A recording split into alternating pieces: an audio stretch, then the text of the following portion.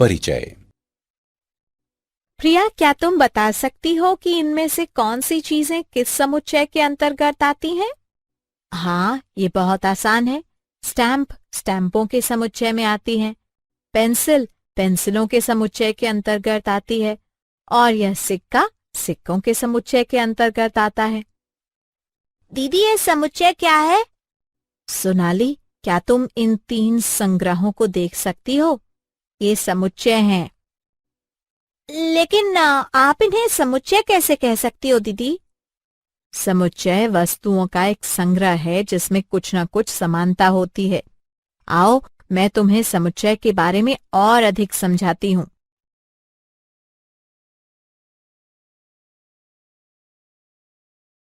उद्देश्य। इस पाठ के अंत में आप निम्न करने में सक्षम हो जाएंगे: समुच्चय और उनके निरूपण को जानना, समुच्चयों के रोस्टर रूप और समुच्चय निर्माण रूप को समझना, रिक्त समुच्चय को समझना, परिमित और अपरिमित समुच्चयों को जानना, समान समुच्चय को परिभाषित करना।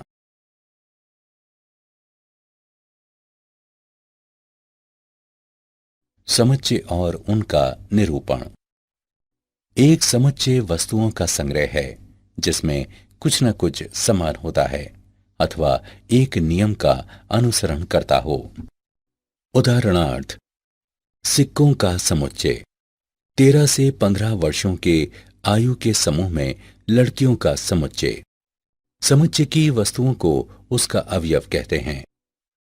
समुच्चय के निरूपण के लिए मंझले कोष्ठक का उपयोग किया जाता है और अवयवों को एक दूसरे से अर्ध विराम द्वारा पृथक किया जाता है। अतः केशा के लिए बाहरी पहनावे का समुच्चय होगा। ए बराबर कोट, टोपी, स्कार्फ, दस्ताने, जूते, जहां ए समुच्चय का नाम है तथा कोष्ठक ये दर्शाता है कि उनके बीच लिखी हुई वस्तुएं समुच्चय के अंतर्गत आती हैं। इस प्रकार एक समुच्चय को अलग अलग वस्तुओं के एक संग्रह के रूप में परिभाषित किया गया है।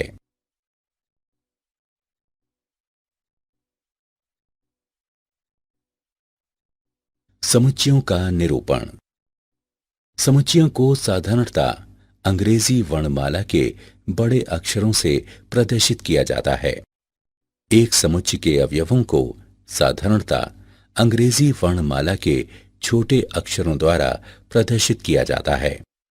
एक समुच्चय के लिए वस्तुएं, अवयव तथा सदस्य पर्यायवाची पद हैं।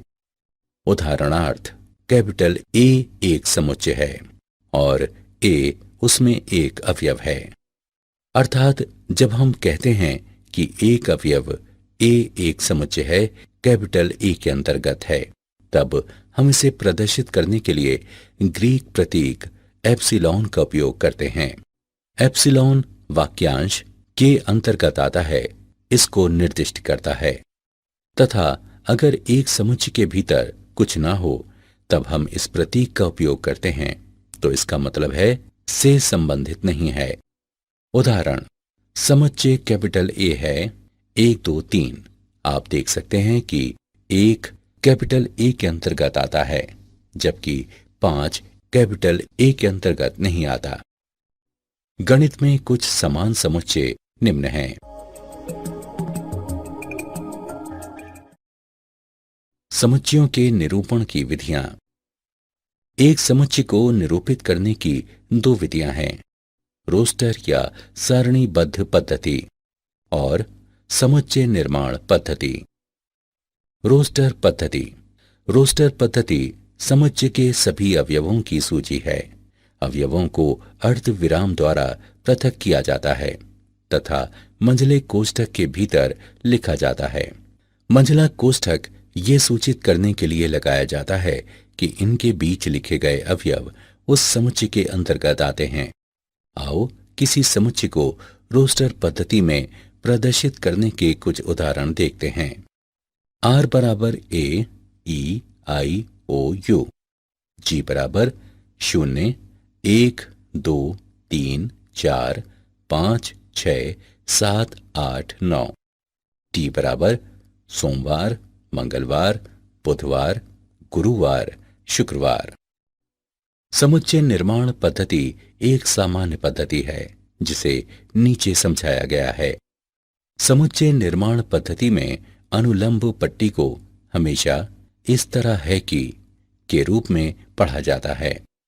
यदि रोस्टर विधि अनुपयुक्त या अपर्याप्त हो तो अधिकांशतः समुच्चय निर्माण पद्धति का उपयोग किया जाता है।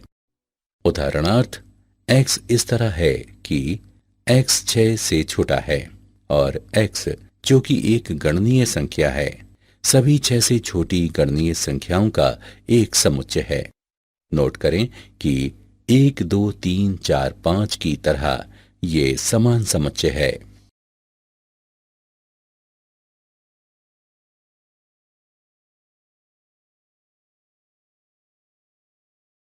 समुच्चय की रोस्टर पद्धति का उदाहरण। जब पैटर्न स्पष्ट हो तथा समुच्चय बड़ा हो तब साधारण रोस्टर पद्धति की भिन्नता में एलिप्सिस यानी न्यून पदों का उपयोग किया जाता है। 9007 के बराबर अथवा उससे छोटी विषम गणनीय संख्याओं का समुच्चय है 1, 3, 5, 7 इत्यादि 9007 तक। सभी गणनीय संख्याओं के समुच्चय को 1, 2, 3 इत्यादि से निरूपित किया जाता है। रोस्टर विधि में 7 से कम सभी सम धनात्मक पूर्णांकों के समुच्चय को 2, 4, 6 के रूप में लिखा जाता है। विषम प्राकृत संख्याओं के समुच्चय को 1, 3, 5 इत्यादि द्वारा प्रदर्शित किया जाता है। स्कूल शब्द की रचना करने वाले अक्षरों का समुच्चय है SCHOL अथवा HOLCS। यहां अवयवों के क्रम को किसी भी प्रकार लिखा जा सकता है।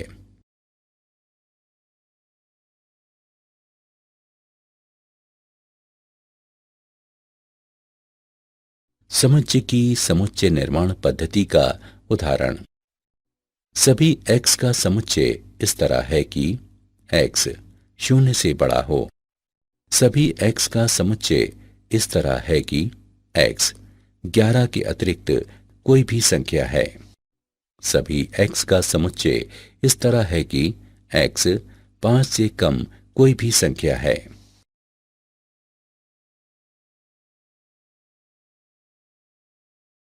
रिक्त समुच्चय। जिस समुच्चय में एक भी अवयव नहीं होता वह रिक्त समुच्चय या अशक्त समुच्चय कहलाता है। इसे अशक्त या शून्य समुच्चय भी कहा जाता है।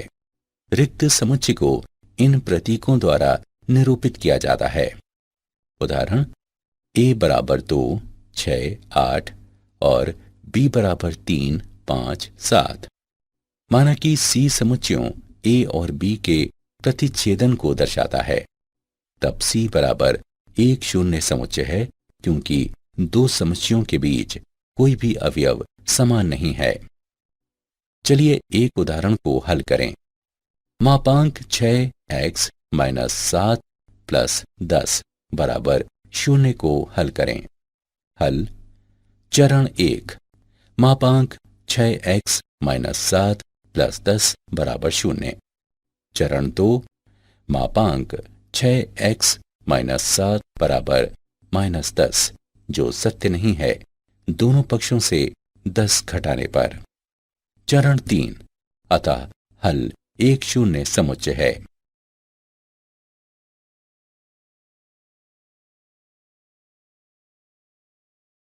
परिमित और अपरिमित समुच्चय। परिमित समुच्चय समुच्चय जो रिक्त है अथवा जिसमें अवयवों की संख्या निश्चित होती है परिमित समुच्चय कहलाता है। उदाहरण के लिए a बराबर 0 और 100 के बीच की पूर्ण संख्याएं, b बराबर प्राथमिक या मुख्य रंग, c बराबर 12 से कम अभाज्य संख्याएं परिमित समुच्चय हैं। अपरिमित समुच्चय। अपरिमित समुच्चय अवयवों की अपरिमित संख्याओं वाला समुच्चय है। एक अपरिमित समुच्चय के सभी अवयवों की स्पष्ट सूची बनाना संभव नहीं है। उदाहरणार्थ, x एक ब्रह्मांड के भीतर परमाणुओं का समुच्चय है। y एक पूर्ण संख्याओं का समुच्चय है। w एक समपूर्णांक संख्याओं का समुच्चय है। अपरिमित समुच्चय हैं।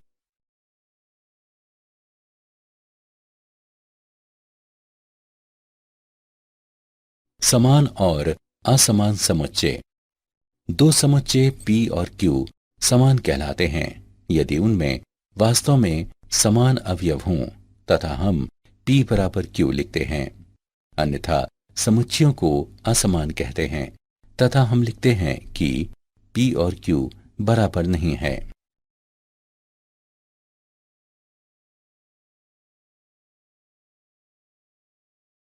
समान समुच्चय का उदाहरण। समुच्चय a बराबर 3, 4, 6 और b बराबर 6, 3, 4 बराबर हैं क्योंकि उनके अवयव समान हैं। यदि समुच्चय के एक या एक से अधिक अवयवों को दोहराया जाता है तो समुच्चय बदलता नहीं है। उदाहरण के लिए कैपिटल A के सभी अवयव कैपिटल B में हैं अथवा कैपिटल B के सभी अवयव कैपिटल A में हैं तो समुच्चय A बराबर 5, 6, 7 और B बराबर 6, 6, 5, 7, 7 बराबर हैं। यही कारण है कि हम प्रायः किसी समुच्चय का वर्णन करते समय उसके अवयवों की पुनरावृत्ति नहीं करते हैं।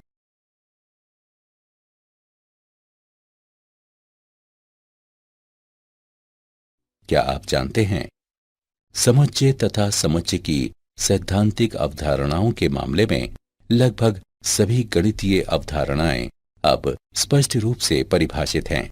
उदाहरण के लिए गणितीय संरचनाएं जैसे विभिन्न अक्षीय गुणों वाले विविध रेखांकन, बहुमुख वलय और वेक्टर स्पेस सभी समुच्चय के रूप में परिभाषित हैं।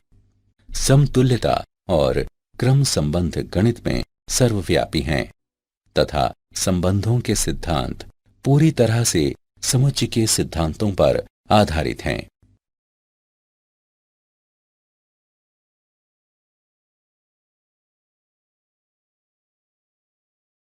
सारांश।